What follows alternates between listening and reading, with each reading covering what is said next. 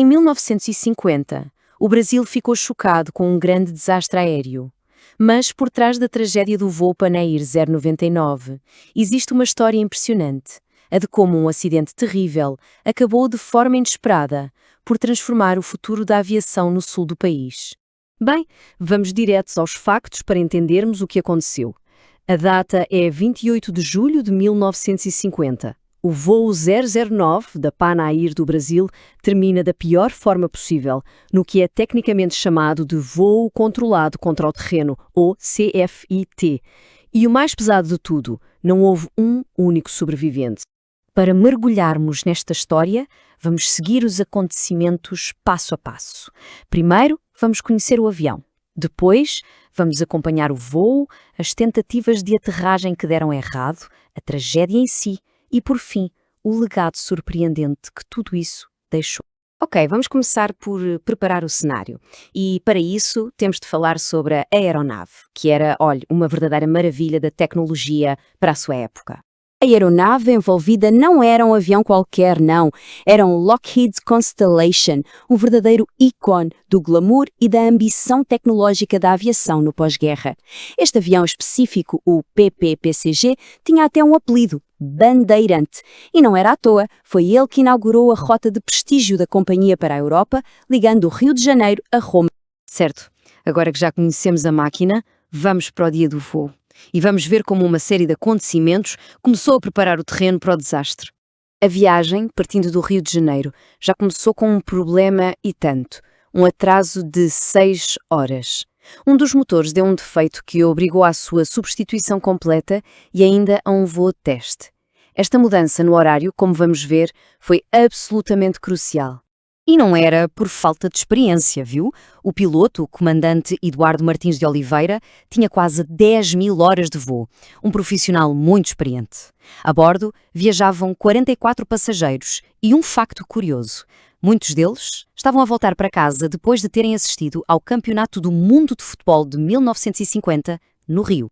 Pois bem, quando a aeronave finalmente se aproximava do destino, a tripulação deparou-se com um desafio novo e muito, muito perigoso. O tempo perto de Porto Alegre tinha piorado de forma drástica. Uma frente fria ficou parada bem em cima da região, trazendo consigo uma turbulência violentíssima e chuva intensa. Tentar aterrar naquelas condições era uma manobra de altíssimo risco. E aí a crise escalou muito rapidamente. O comandante tentou uma primeira aterragem, mas teve de abortar.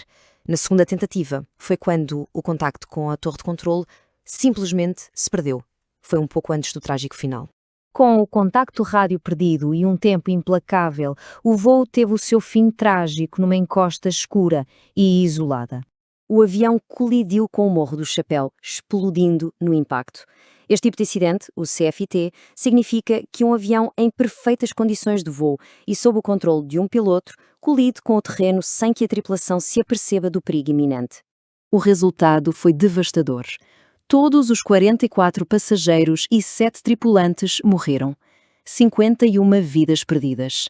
Naquela altura, foi o pior acidente aéreo da história do Brasil. Para piorar, o local era de muito difícil acesso. As equipas de resgate demoraram 2 horas só para chegar ao local do acidente. O incêndio que se seguiu ao impacto tornou tudo ainda mais difícil e a recuperação das vítimas demorou vários dias. Mas a história não termina aqui.